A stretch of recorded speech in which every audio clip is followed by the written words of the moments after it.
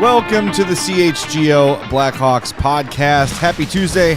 I'm Jay Zawoski with Greg Boyson and Mario Tirabassi. We've got a busy show today. Kevin Korchinski is on the top power play unit. That's the big news from practice, but it's our Around the League day, so we're going to welcome our friends from the What Chaos podcast, DJ Bean and Pete Blackburn. Fellas, how's it going? Thanks for being on with us again. Great for us. Korchinski on PP1. Let's LFG. We love us some Kevin Korchinski. That's Friend right. of the pod. We're calling Same that here. the What Chaos bump. Speaking of the What Chaos bump. I was like, who's making the cocaine joke first? No, speaking of the What Chaos bump, Wednesday night, Seth Jones is going to score his first goal of the season. All right. Because Perfect. Seth Jones is on the podcast this week, so it's going to happen for him.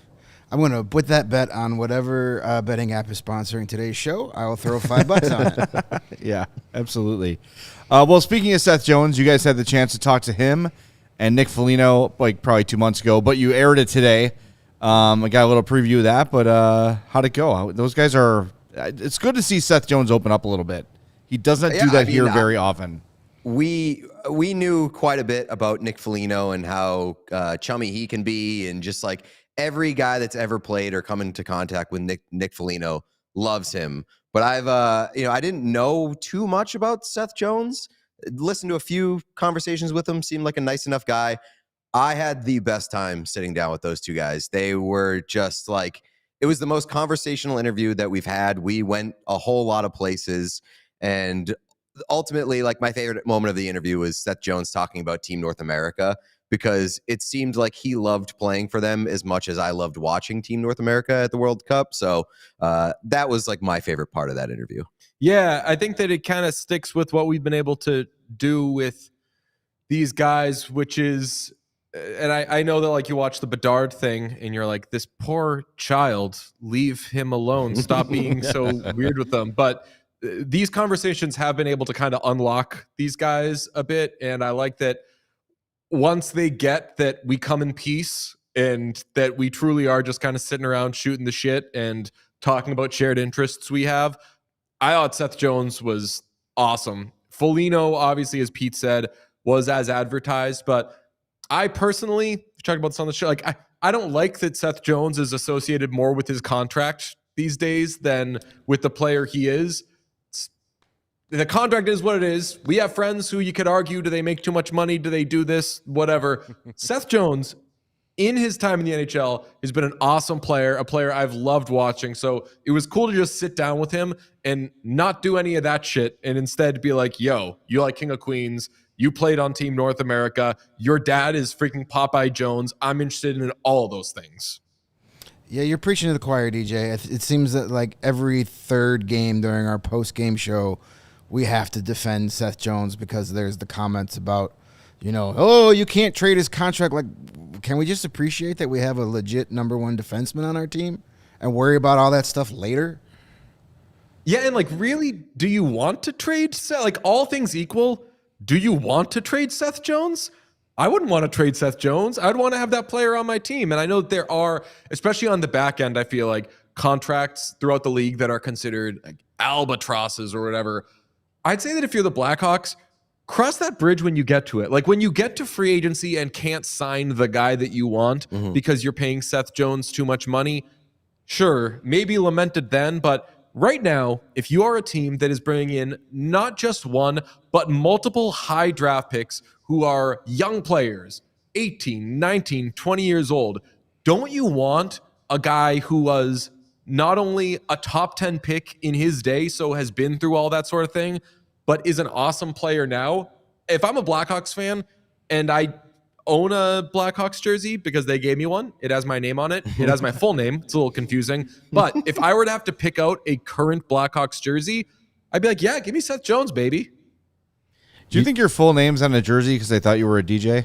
Yes, that happens a lot. I was confused it happened in the hockey space because while I did kind of go away from the hockey space to focus more on being an well-rounded talking head, I didn't run in so much when I covered hockey full-time into the like, wait, so your name's DJ? What does that mean? When I've done other things, people have asked me, am I a DJ? I never got that in hockey. They were like, it's hockey. We're all weird. Of course your name's DJ. We went to an event last weekend, and there was like a guest list that we had to check in on, and DJ was like, DJ Bean? And they were like, okay, cool. What's your real name? And he was like, David Bean. And they had me. That's a weird thing I do, though. Do you know this? When we put in lunch orders, best part of this, having this studio space, by the way, is that we do things like get coffee for everybody because there's only 3 of us, and lunch orders and everything. Whenever I get anything for pickup, I always say David. Yeah. Just because I'm like, if that's your name. If people at work are not going to understand, I'm not going to expect somebody who really doesn't want to put up with my shit to have to figure that out. Anyway, you said something about Kevin Korchinski or something? Your point about Seth Jones is right. And like the Hawks right now, they had to get to the cap floor this season. And by the time they're ready to compete and ready to spend and ready to win, that Seth Jones contract isn't going to look as bad. It's just, I feel like it's 2 things. Hatred for the last regime, which is warranted, fine. And fans who are just sort of looking at all the fancy graphs that are published all the time and say how Seth Jones is not worth the money he makes, and look how bad his metrics are, without any of the context of, yes, but everybody else on the team sucks. Yeah, and I mean, not to mention, no offense, like you guys aren't swimming in great defensemen over there. Like, who are you trying? who do you want to give Jones's contract to instead? That's my question. I mean, you can make the argument that he's overpaid, but I don't think he's overpaid for that team. That's it. Right. Yeah. If you're talking about overpayments, you're talking about Nick Foligno and Cory Perry, because they're not worth $8 million combined, but you're also not paying that for only their on-ice stuff. And I mean, the Foligno thing was very clearly, and I started to go down this road with him, and then I was like, I won't go too far down. He's a nice guy. He understands what the whole situation is, but they are not paying him solely for on-ice production. As you just said, like that's an investment into Connor Bedard.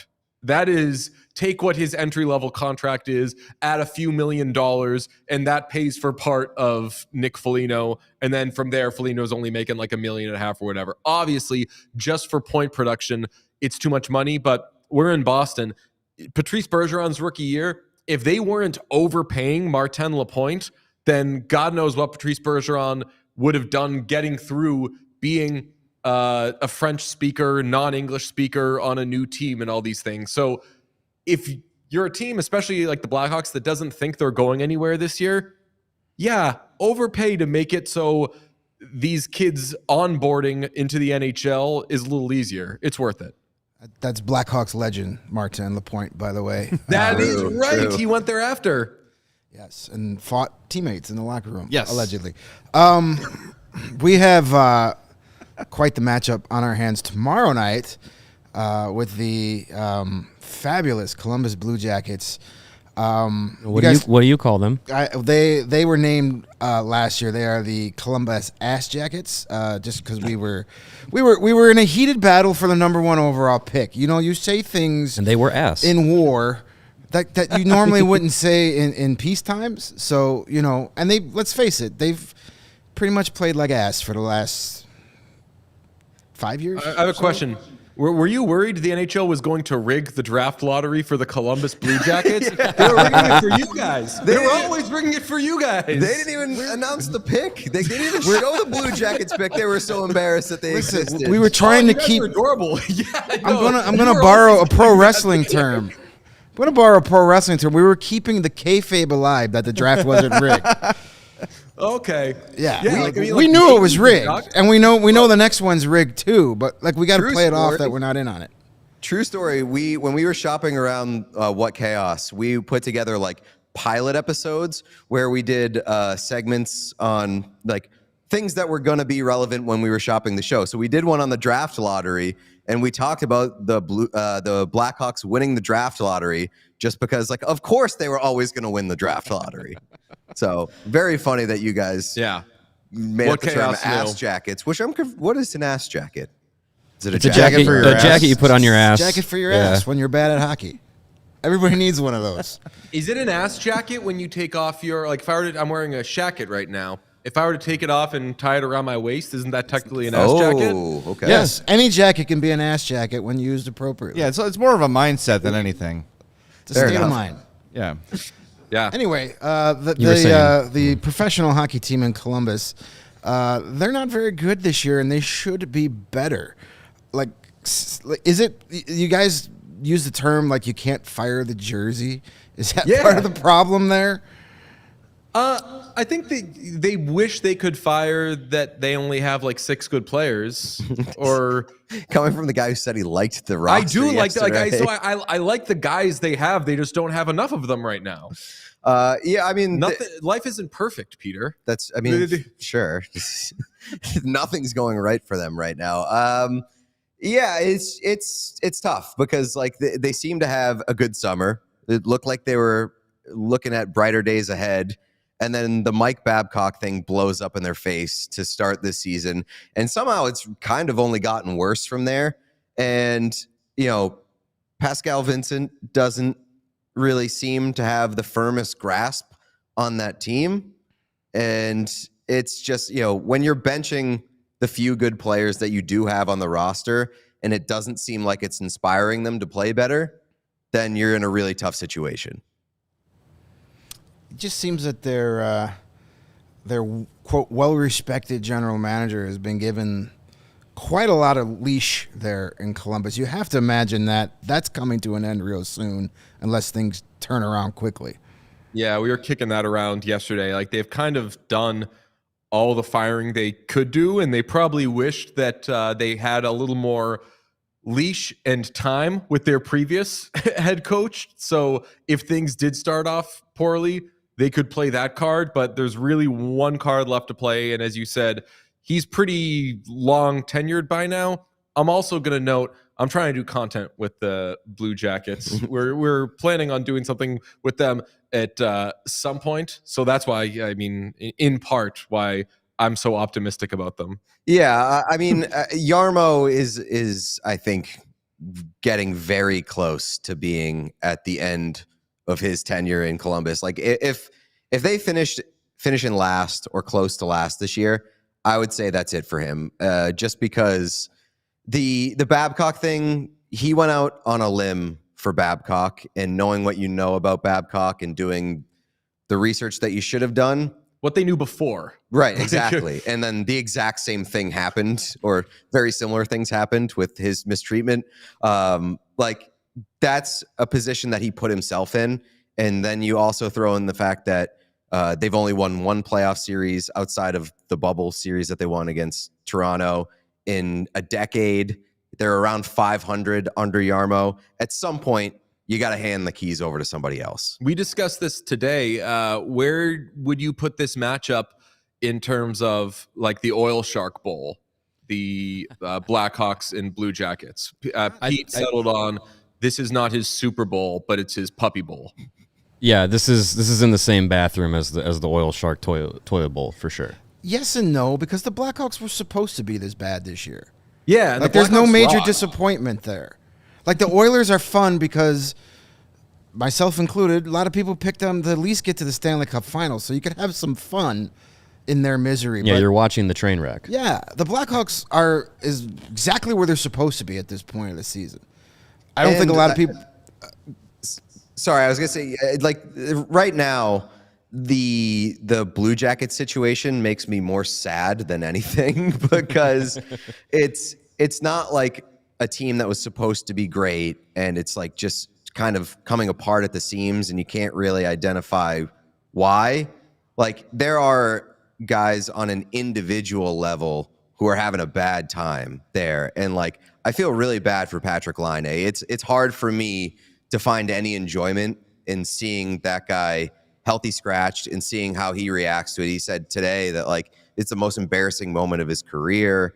And it's just like, you know, that hits those guys. And for all intents and purposes, Patrik Laine seems like a pretty good kid. And like, I want to root for him. He rocks as a player. He's a really good talent. Like, the Oilers falling apart is fun because like they're still producing. Like their good players are still good, and they're not like, you know, their lives aren't falling apart in front of our eyes. It's just like they're being the Oilers. They're not playing defense, and it's fun to watch. Like, nothing about what's happening in Columbus is fun to watch. Yeah, and look, you hire Babcock knowing if that doesn't work, you get fired. Well, you didn't even get a single game out of that. Right. And now you're asking Patrik Laine, a lifelong sniper winger, to play center, and you want Johnny Gaudreau to be the next Patrice Bergeron. It's not going to happen. Like, you're 0 for 3, and it's just, 15 games into the year. It's the writing's on the wall for Kekalainen. And I know he gets a lot of credit for that win over Tampa, that playoff series victory, and I think that's bought him probably more time than he deserves. But how costly was that playoff victory? Because after that one playoff victory, Panarin walked away for nothing. Yep. Duchesne walked away for nothing. Yeah, Bobrovsky walked away for nothing. Like, you could have said, screw it, let's get as much as we can for those 3 guys at the deadline, but you held on to them to beat Tampa, and that was it. Yep. It was like the old Avengers meme. Like, what did it cost? Right. Everything. Exactly. As we got one playoff win. What did it cost? Everything. Let me ask you this question. Have you guys kicked at all around the idea of Patrik Laine to Chicago? Because like, if you're the Blackhawks and you've got a bunch of money and flexibility, like, all you should be looking for and talking about right now is the possibility of acquiring talented wingers to play alongside Connor Bedard. And like, Patrik Laine in Chicago could be a whole lot of fun. If Taylor like, fire Hall up the gets Willie traded- Nylander to Chicago train, like all of that stuff. Just talk about every winger maybe joining Chicago. If Taylor Hall gets traded again, I'm going to cry so much for that poor guy. He would be involved in that deal, and I would be like, For sure would end up in freaking Columbus. guy. He signs this sweetheart deal with the Bruins, and he ends up traded to Chicago and Columbus within 2 years. Oof. Yeah, that would be a rough path for him. Yeah, I mean, I think the Blackhawks should be open to all, entertain all offers. If Laine is being dangled out there, sure, it's got to be worth the Blackhawks' while, because they don't want to just use the cap space that they have for no reason. But I think it's not the worst idea to try and think a guy like Patrik Laine isn't washed as long as he's used properly. So yeah, I'd entertain that. Nylander to Chicago, hell yeah. I want to be the conductor of that train. You've been that conductor of that train for a while now. Yeah, William Nylander, not Alex. No, we've had that. been there, yeah. We've third Nylander is the charm here in Chicago. We Yeah. had Michael, we had Alex. Let's go get William. Well, I mean, Laine makes a ton of sense. He's got 2 years left at 8.7. They can afford that, and if they don't like it, they can walk away or trade him. Gaudreau, too long term for me, too rich. But Nylander's a dream. I mean, that would be a perfect fit to play with Bedard. And, I mean, in an ideal world, you want a power forward, but I don't think Matthew Tkachuk's going anywhere anytime soon. So, yeah, hell yeah with Nylander. Don't chase power forwards. Franchises ruin themselves trying to find a power forward and then locking themselves into a horrible deal that ages very poorly. I don't want to call anybody out by name, but there's obvious examples that have happened the last few years. Take good players as you could get them. If you could get Nylander, and obviously the if is just like, are you cutting that check or not? As for Laine, if you're worried that he's washed, for as long as that man has arms attached to his body, I'll say he's fine and he's not washed. As long as he can shoot the puck, give him to me. Yeah. Just make him, just accept him for what he is, a guy that just kind of wants to drift That's shoot one-timers. Don't make him be anything he isn't. So that's definitely also don't play him at center. That's part of the reason that bothers me so much about the situation in Columbus is like, is he being put in a position to succeed? A guy that you're paying $8.7 million a year, you're not putting him in a position to succeed by you're playing him way out of position, making him do too much. Like, what he needs to do is suit up every night and worry about scoring goals. because he can score 40 goals a year. Right. Yeah. Yeah. Well, my dream free agent acquisition is 2 years from now. I doubt it ever happens. Mikko Rantanen hits the free agency market. I'd love him here in Chicago, but if I have to settle for William Nylander, I'll live. How about both? Sure.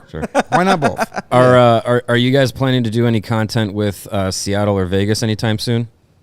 Yes. Yes, Vegas is yes. on. What are your what are your tempered opinions then of the Winter Classic jerseys? Pete is outspoken in not liking the Vegas ones. I'm not crazy about them, although I do like the stripes on them, the way that they do the stripe.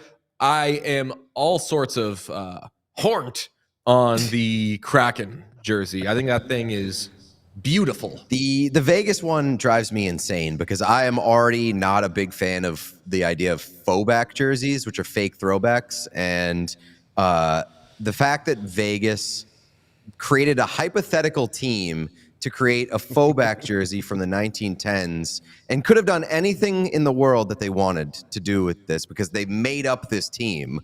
And they came up with the most boring jersey design that I could have possibly imagined.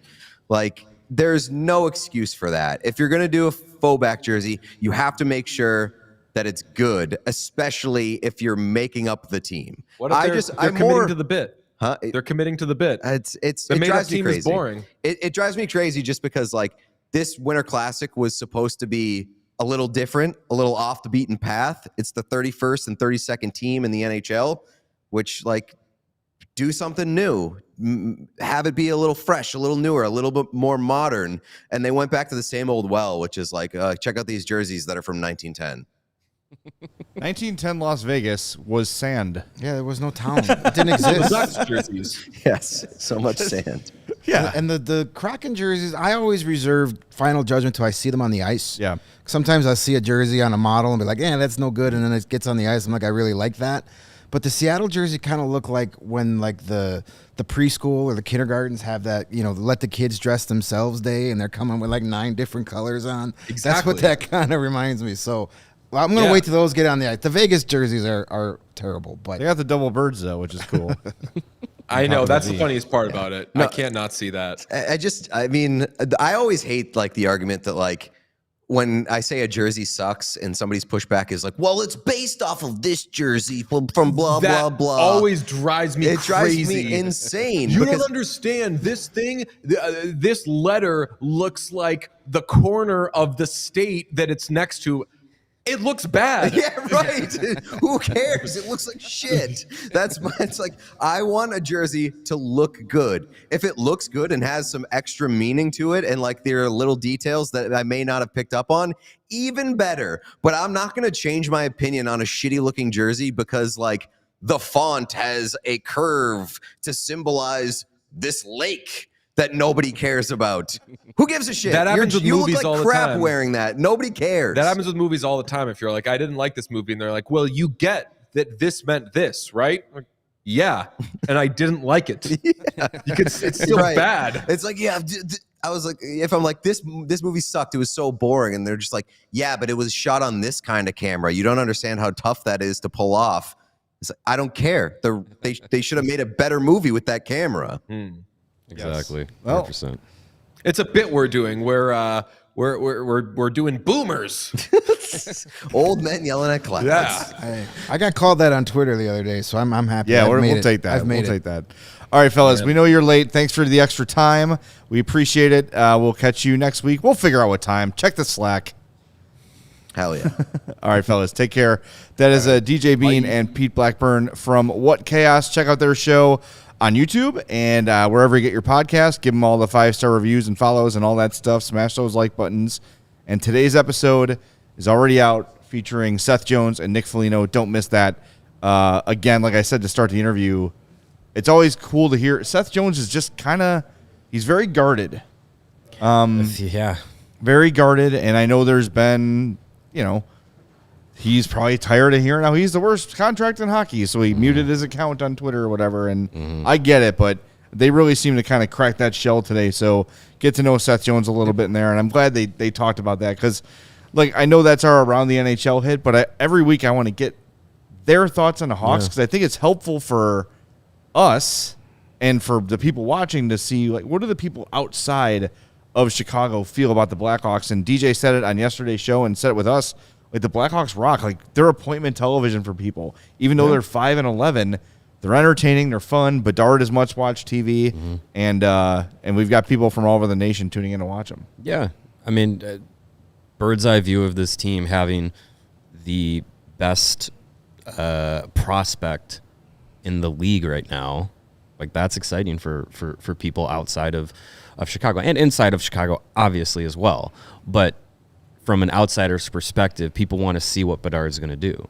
And that's the reason why highlights of him all the way back to the preseason with him, quote unquote, doing nothing, were blowing up on social media because it's appointment television. It's must see stuff. People are interested in seeing the stars do star things. So yeah, it's cool to hear that. Definitely. All right, we should take our first break, and when we come back, we'll discuss Kevin Korchinski's promotion to the top power play unit. Hear from Luke Richardson. Hear from Seth Jones. Lots of good stuff coming up. Smash that like button in the meantime while Greg tells you where to spend and win some money. Yes, if you believe that the wet chaos bump that we just invented is a real thing, and you're going to take Pete's advice that Seth Jones is going to score a goal against his former team tomorrow, then you should head over to the CIRCA Sportsbook app because they give you the best odds at winning tight money line splits. Games will strive to be at a -110 split on CIRCA Sports, unlike other sports books that may use -115 or -120. What does that mean if you're not a gambler? It means more money when you win. CIRCA Sports keeps as little money as possible on large market bets like futures, golf tournaments. Maybe you bet Seth Jones to win the Norris Trophy. You're going to get more money if you win that bet compared to the other books. Somebody's got to do it. CIRCA Sportsbook does not limit players based on their winnings, so every player has the same limits, unlike other sports books who like to limit players once they start winning. I never have that problem. We encourage bettors to download and explore all sports betting apps available, compare the lines from each sports book. Then you're going to know that CIRCA is the right place for you. And to put it all over the top, CIRCA customer service is out of this world. Why? Because there are real people behind the CIRCA Sports brands who resolves the issues in a timely fashion, unlike other sportsbook who use the chat bots or the ass bots, as we'll call them now. Ass bots are a different thing. All aspects of the app are being run by the same people that run the main CIRCA Sportsbook and CIRCA Resort and Casino over there in Las Vegas with those really bad jerseys. So download the CIRCA Sports Illinois app at circasports.com/Illinois-app. That's circasports.com/Illinois-app, if that's not confusing enough. Slashes and the dashes. Sign up today.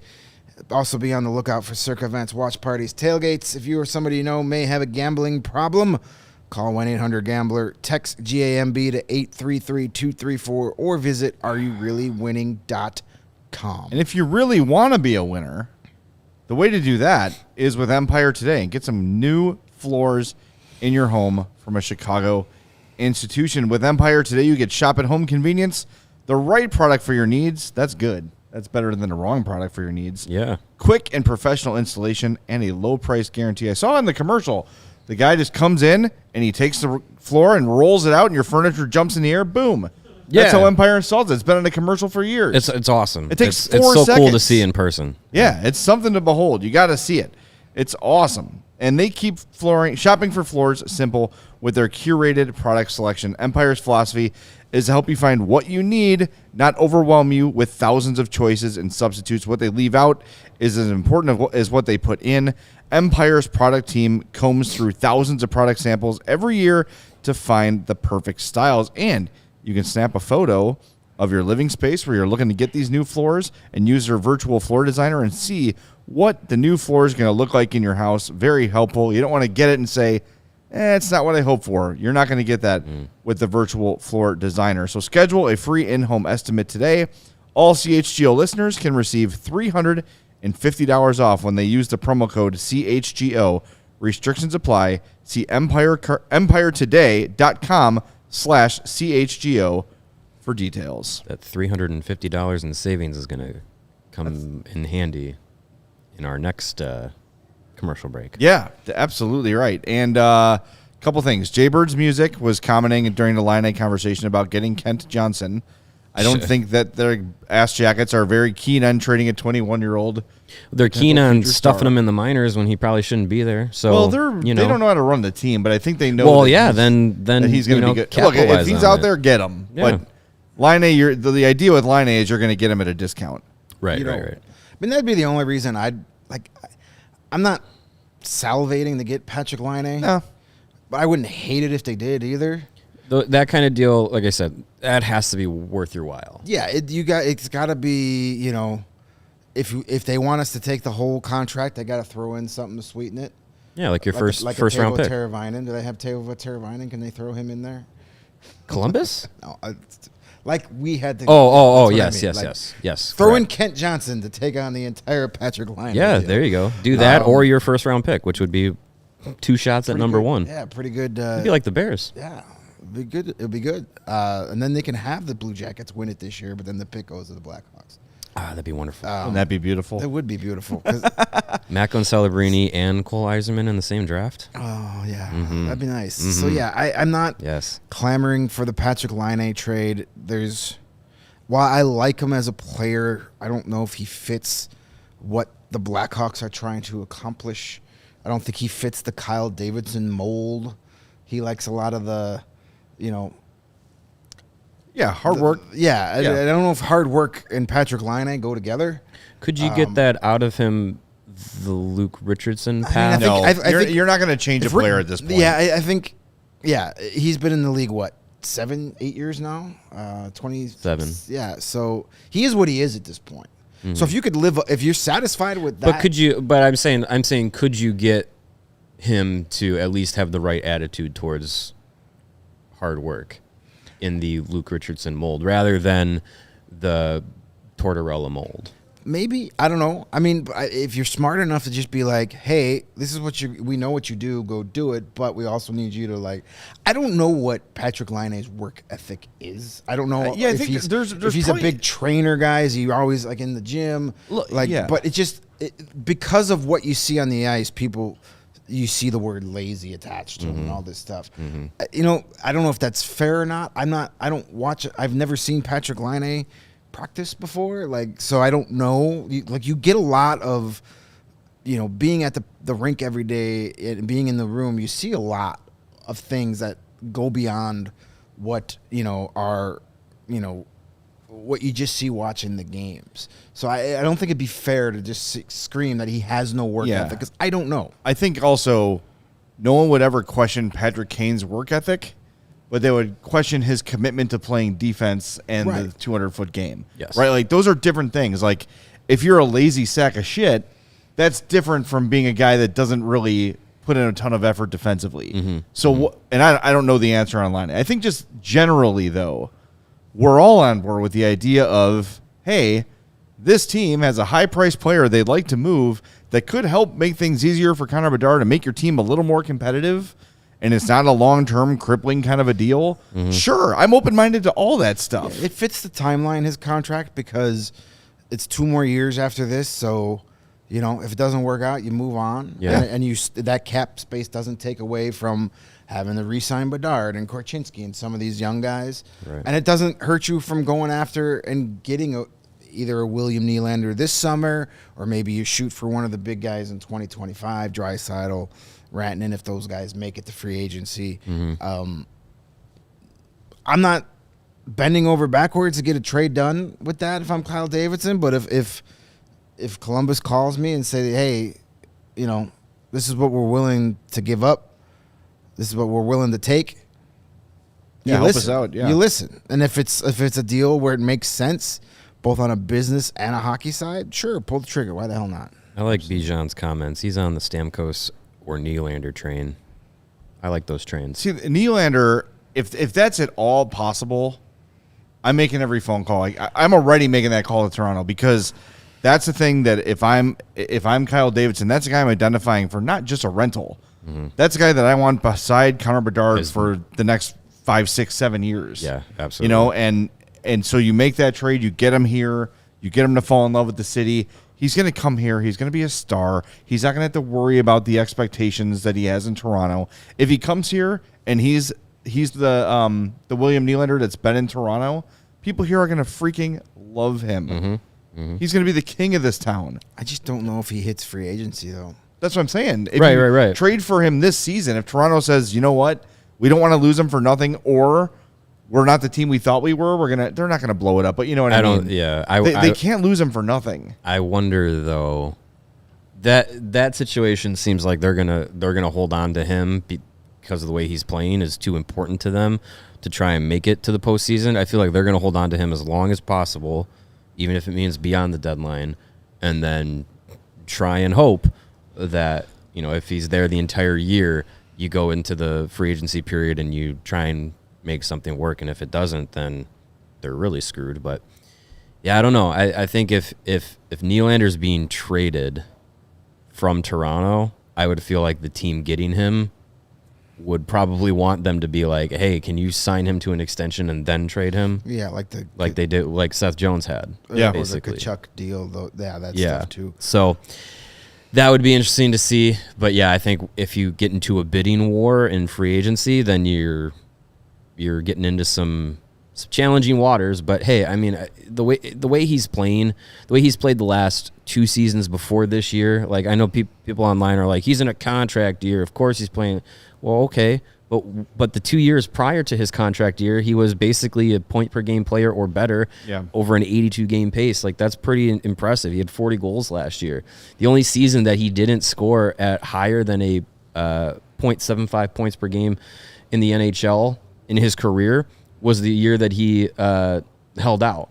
And he was 22. He's 27 now. Like he's a completely different player now in the middle of his prime than he was at that point. So I don't know. I feel like there's a lot of connotations on him from the outside looking in because his name is William Nylander. But man, if he was, like you said, if he was here, he would be a freaking stud in this city. The other thing too, he'd be perfect for Connor. He's also, oh my God, he's got a persona outside of hockey. Right. He goes out. He goes into town. He has an Instagram account that's active. Like he wears a tank top on a talk show. God forbid. Oh no. God forbid they've got like a marketable, like good-looking young guy to sell. Like it checks every box. Yeah. Well, the interesting thing, I don't think I think he legit wants to stay there, and I think they're going to try to do everything to keep him. But if they do re-sign him, that means Mitch Marner is going to be available at some point. And that is a guy I would love to see on the Blackhawks too. So if you get Nylander re-signs in Toronto, next season is Marner's last season. So they have to make their choice. They probably try to trade him in the offseason, or he's definitely going to be a UFA. And when he's a UFA, he's only 26 right now, Mitch Marner. Look, he'd be if that's a UFA an option, the next right, he'd be the 28 next summer as a UFA at 28 in the Draisaitl year. Yeah. if that's an option, I take him over Nylander. I do too. I'd take either of them. Yeah. No, exactly. I'm So not saying no to either Toronto one, can make but their choice. Hey, look, if they want to move Tavares, I'll pick up the phone too. No. I mean, why? For a couple of years? Nah. Maybe. What's wrong with John Tavares? What's he ever done? He won one playoff series in He's on in the New York Islanders. with the Let's give him a Islanders. break here. Yeah. Meh. Not a lot of people have done anything with the John Islanders. Tavares is a whole lot I of mean, meh. he didn't have Blackhawks bed sheets when he was a kid, so I don't know why even want interested. him. I'm not interested in John Tavares. I think he's overrated. Michael Evans says, "Oh my God, Nylander's nicknames on Hockey Reference are amazing." We've got Bill Nye, Bill, Willie Stiles, and Will Nye, the Swedish guy. Will Nye. They have nicknames on Hockey I Reference. think Hockey Reference needs to stop letting fans just make up nicknames for the hell of it. Will Nye, the Swedish guy, That's is great. my favorite. I like that. Now I hope they sign him. They have, don't they? Isn't his legal name like 6 names too? I don't know. William Nylander. I don't know. To the internet.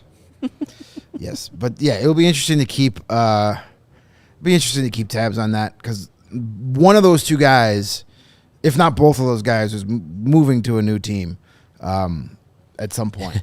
William Andrew Michael Jr. Nylander The fourth. Altelius. That's a cool name. That's his name. All right. William Altelia sounds like a villain from Gladiator. I was gonna say, Yeah, wasn't that definitely. Joaquin Phoenix's character from Gladiator. love that movie. Anyway, Yeah, Kevin anyways, were we Korchinski's going on to the talk top about Kevin power play Korchinski? unit. We're gonna get there at some point. Yeah, exactly. Whoa, this show got away from Hey, us a little bit. this is the beauty of live podcasting. Love it. Things yeah. grow organically, and yeah. Yes. All right. Who do we want to hear from first? We want to hear from Luke talking about the promotion. Let's do it. Yeah, let's hear from Luke Richardson. Spoke after practice today. Here he is talking about the changes to the power play.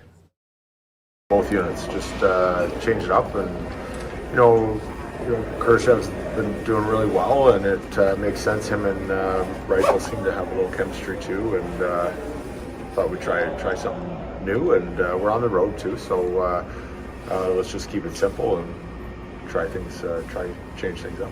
I know it sounds silly, but does the right hand versus left hand, does that matter at all when you're I don't think factoring so. in? If you're good enough to be on the power play in this league, you should be able to play either side or whatever. And I think, sometimes the way the entries on breakouts, it ends up being the opposite side.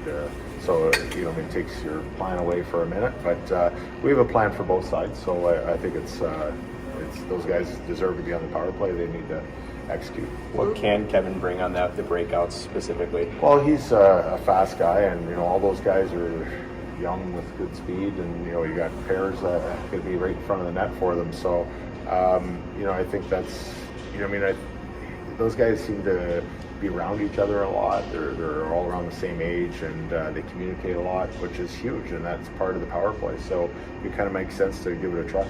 Is it easier to do it on the road? I think for them, they won't hear the home fans get annoyed and impatient and want to yell shoot, which that happens in every rink with the home team. And I think it lets us just kind of focus on simplicity and try and get pucks to the net and getting bounces, because that's when you watch the highlights every night. It's very simple. It's point shots with screens and tips, and there's not a lot of unless you're Tampa Bay seaming and double seaming to the back door. So I think we have to do the same. Are you worried at all about like shorties having that kind of inexperience? No, we definitely remind them, especially the guys on the sides, that they always have to protect the D at the top. And when he's shooting, or if he's in a tough position where he has to kind of pinch to stay in, you have to reload just like you would 5-on-5. And I know it's their nature to hang in there, looking for that offensive opportunity, but I think you still have to protect your teammates when they're in a vulnerable situation, just for them to recognize that. So we'll definitely state that before tomorrow's game again, just to keep it fresh in their mind. That is Luke Richardson talking about the power play. We're going to take a break, and when we're back from the break, we will tell you what we think. I want to clear something up in the chat for our good pal Cricket there. That was Charlie Romeliotis in the shot. That was not me. I know we get confused often because of you our wish, dude. That's a good person to get confused with. but yeah, no, that Charlie is he's above average height. Yeah, probably 6 foot, I'd say. And I believe that's Cheryl with The hair adds about WBEZ. 4 inches for him, though. That's true. Yeah. Yeah. Anyways, didn't want to have any confusion there for Charlie's sake. The Goose Island Beer Company, they have delicious beer, and they have good taste in podcasts because they are the proud beer sponsor of us here at CHGO. And if you drink enough of it, you'll confuse Charlie from Mario. Yeah, that's true. They've been Chicago's beer since 1988, and they have a tremendous roster of beers for you to choose from and enjoy. You got the full pocket pills, the everyday beer that the Goose Island beer brewers are drinking. You have the golden cans of 312, the wheat ale, the staple of their year-round roster. You have the entire family of Beer Hug IPAs. You have the green line as well. That's a favorite of Jay's. And seasonals. They do a great job with seasonals. And the Christmas IPA is going to be hitting shelves pretty soon. So be sure to check that out for all your holiday festivities. And if you want to cheer on your local Chicago sports teams with a beer from Goose Island, you got the Bowling Goose, the West Side Ale that celebrates the Chicago Bulls, and you have the Blackhawks Pale Ale. That is a pale ale that celebrates the Blackhawks. You can grab all of these ultra-fresh brewery exclusives and more when you go to Goose Island's original brew house on Clybourne Avenue in Lincoln Park, or you can go to their tap room on Fulton Street in Westtown. Again, that's the Goose Island Beer Company. They are Chicago's beer. Greg? And if you're in the market for a new vehicle, don't drink any Goose Island before you get the vehicle. But you can drive it to go pick up a ton of tasty Goose Island. So if you're in the market for a new vehicle, we've got great news for you. We're on the same team as Ray, Chrysler, Dodge, Jeep, and Ram in Fox Lake. At Ray, Chrysler, Dodge, Jeep, and Ram, you'll always be able to shop one of Chicagoland's largest inventories and find unforgettable savings. And right now, during the Black Friday sales event at Ray, Chrysler, Dodge, Jeep, and Ram in Fox Lake, 0% financing is now available on select models all month long. Black Friday, not just a day anymore. It's an entire month. But that's not all. Just for listening, you can get a free oil change when you mention CHGO at the service center or mention CHGO when you book online at raycdjr/service. Just look at that. Just listening to our show gets you free oil changes. That's that? so cool. Boom. So if you're in the market for that new vehicle, then you have to check out the team at Ray, Chrysler, Dodge, Jeep, and Ram, because they are the only team we recommend. Visit them today on Route 12 in Fox Lake, or for more information, head over to raycdjr.com, serving the community since 1963. Remember back in the day when oil changes were $19.99? Yeah, like 5 years ago. Thanks. Insert politician name here. Yes. Yeah. I don't want to make anyone mad on this. Thanks, podcast. George Ryan. Yeah, there you go. Thanks, Blago. Anyway, hey, you know what's coming up on Friday? You may have heard Black Friday. I was going to say that. Whoa, Maple Black Leafs. Friday. I was going to say future Yep. Blackhawk William Nylander. will And be we in are town. not exempt from Black Friday here at CHGO. Jump at chgolocker.com. Shirts up to 90% off. Team gear at least 20% off. That's in all caps. That's why I yelled it. CHGO gear 33% off. Hats and hoodies $10 off. Spend $75 or more and receive a $15 gift card. Some restrictions may apply, but jump in there and stock up for the holidays. All these things make great gifts. I got my CHGO hockey sweatshirt on right now. The crew neck. I've got the I don't have that one. Is that embroidered or is that No. I'm getting that Black Friday. Nice. I need that one. I've got the CHGO script hoodie. Mario's got the golf hat on, looking good.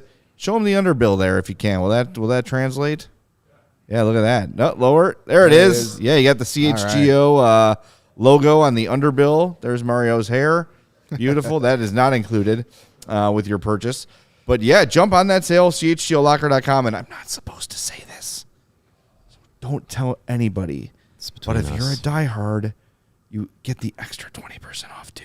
Yeah. All right. Shh. Secrets between us. Don't say anything. Okay. To anyone.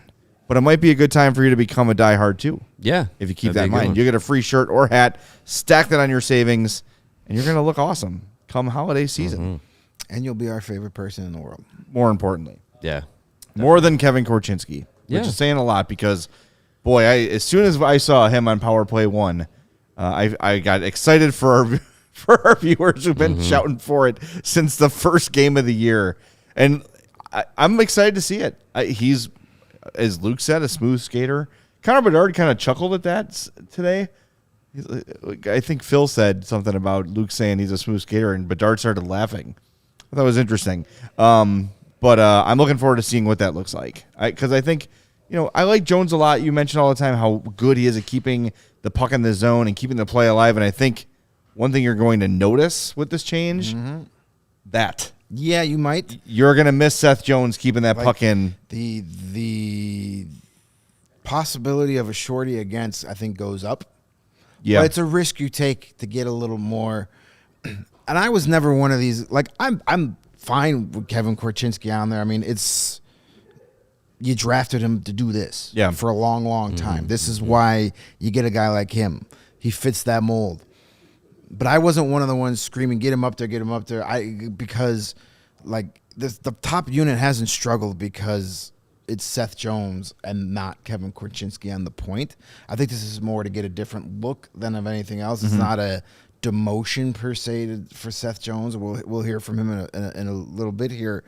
But it is to get a different look, get a different feel. Now all of a sudden you got a little mobility out there, a little more maybe confusion for the penalty kill unit that has to go up against them.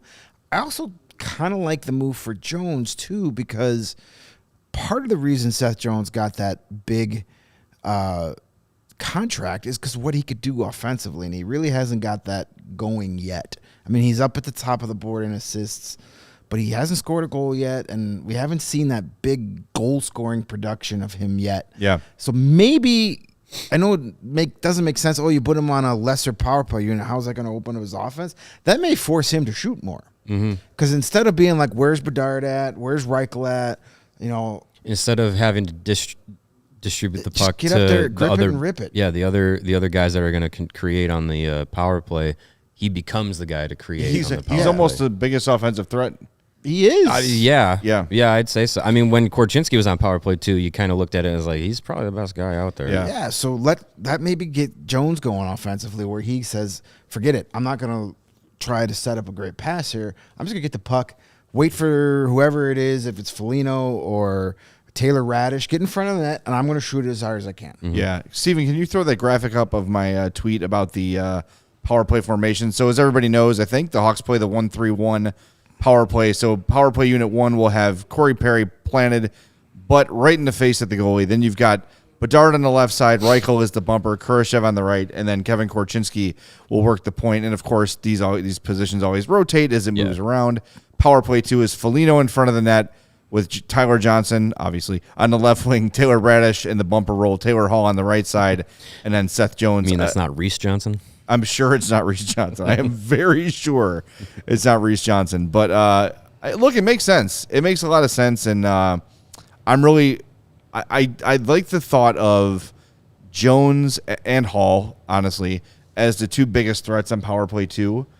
And I think if I'm defending that power play, I'm prioritizing Hall over Jones. Yeah. And I think that's going to open up some opportunities for him too. Yeah, hopefully.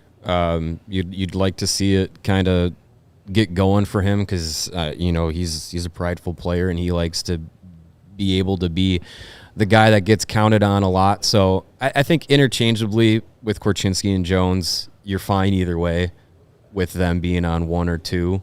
I think the power play with Jones on the top power play he wasn't the issue, I would say, for that power play, not necessarily clicking, but I think getting him on power play 2 gives him more of an opportunity to have more of an elevated role. And I'm excited to see what Korchinski can do with that group because, I mean, basically you have your entire future that's here right now offensively on that power play unit along with Cory Perry. Like, you have all the young guys together. I think that's going to be exciting to see what happens, see some chemistry build. We know that Reichel and Bedard and Kurashev last game was their first together as a trio. That seemed to work not so bad. So it'd be nice to see, you add Korchinski to the mix in the power play setting. Hopefully, those young guys, they can do a lot of movement, and Cory Perry can sit in front of the net and maybe be a beneficiary of all that puck movement and player movement, and be Cory Perry in front of the net, and hopefully it'll translate to some good chance generation. By the way, speaking of Cory Perry, we should mention today he was awesome. Today. Lots of kids at practice today because Thanksgiving break. If you've ever been to Fifth Third Arena, you walk in the doors, and then immediately to your left is the rink, and there's a door there. The door is usually roped off so players can go from around into the locker room. Cory Perry opened the door and started signing autographs and interacting with these kids. It was awesome to see. Yeah.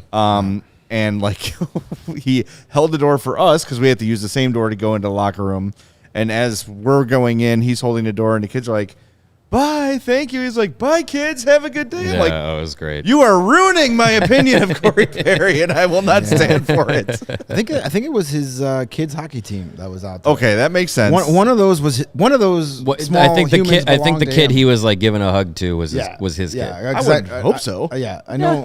Because his wife was out there. I recognize his wife. So one of those small humans belonged to him. Was she blonde haired with a middle part? Surprisingly, not a blonde. Is that possible? Well, he's blonde, so He's a, Oh, I gotta mix it up. she might have changed after. Yeah. Like, she probably was a blonde to wheel him in, and then she went to whatever. But There you whatever. go. Interesting. Yeah, but that was a cool little moment. That was awesome. Like, Yeah, all the kids running around like grabbing their like water bottles and be like, sign my water bottle. They're anything they could find. anything that he could sign, they were throwing at him. And to his credit, he signed it. He talked to the kids. It was awesome to see that. And you think about that from like the kids' perspective, like these young kids, they don't care that Cory Perry's what his nut shot count in the They NHL weren't alive is. when that happened. Yeah, right. So Well, it's he was just giving lessons there too. Like what you want to do is you want to turn the blade upside down and then lift. Don't get too Yeah. close, kids. He's gonna give you a quick one to the bread basket. yeah. So, but yeah, that's really cool from the kids' perspective to have a Blackhawks player come off the ice, come talk to you, sign your hat. That was really cool. That was a fun moment. All right, we're right at about an hour. Do we want to hear from Seth Jones before we go? I think we should. We should hear from Seth. Yeah. Also, It's Cricket, worth check it. your Twitter DMs. All right. What? Yeah, don't worry about it. It's the only way I can get to direct contact with Cricket is to talk to her directly in the chat. Okay. Yeah, Seth Jones time. Yeah, nothing's really been clicking, so we got to change it up. Kev's a great puck mover, and it's just a different look for us, I think. We want to try to get more shots to the net, so try to develop some chemistry somewhere. What has been going wrong, I guess, overall? A lot of things. Our breakouts haven't been great. We're not getting in clean. We're struggling on the face-off at the start, so we're going back, and you don't get in those first 2 times on the breakout, and you're really fighting it. And everyone wants to score, so everyone, I think when it's not working, you all try to do it yourself, and I'm guilty of that as well. Instead of working together and sticking together to try to get a goal. It seems like the penalty kills have been kind of pushing out on you guys, and Yeah. even breaking up some of the passes where Connor was like trying to send it back to you, which seemed like they should be relatively safe plays. What can you do to, I guess, kind of try to pin them in? Well, when the PK is playing high, that we got to get it low. I think you're starting to see a lot of that. You're seeing a lot of the diamond, and so 3 guys are getting high on the top guy, and then the 2 flanks. So low plays have to be the play, whether it's a couple jams early on, so they respect that low play. Yeah. And then things start opening up, seam passes and things of that nature. So I think we got to look to the goal line a little bit more, and just it's not gonna be pretty. You see a lot of the goals that are scored in the power play are rebounds, tips. 3-4 guys around the paint whacking at it, and then it goes in. Are you a little surprised at the lack of power play success? It feels like in practice the puck is around a lot. Yeah, it does. In practice, it works, and in practice it seems like, and then in the game, I don't know what it is. I don't know if it's a mental barrier we have to clear. Pucks just aren't going in for us consistently enough. There's a lot of games you can look toward this year where we score 1 on the power play, maybe 2.